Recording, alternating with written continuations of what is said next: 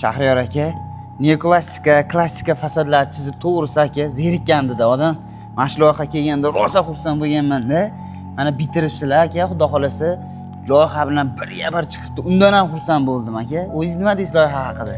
Boburjon, high-tech uylarni juda ko'p qilganmiz, lekin bu ishimiz juda boshqacha chiqdi. Boshqacha chiqqan aka. Endi bahoni obunachilarimiz beradi, uyda bitta video obzor qilib chiqamiz.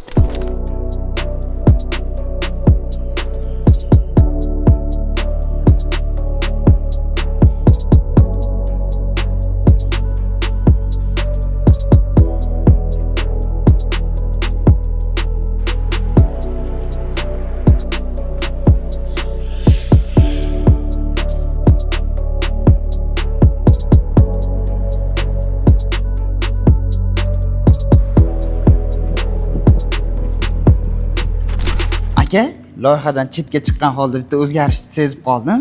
Lestitsani mana shunaqa ijodiy ish qilibsiz. Buni paydo bo'lishini aytib bering aka.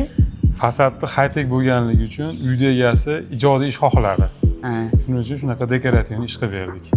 Endi loyihamiz to'libdi. Sizlar qanday fikrdasizlar? O'z fikrlaringizni kommentariyada yozib qoldiring.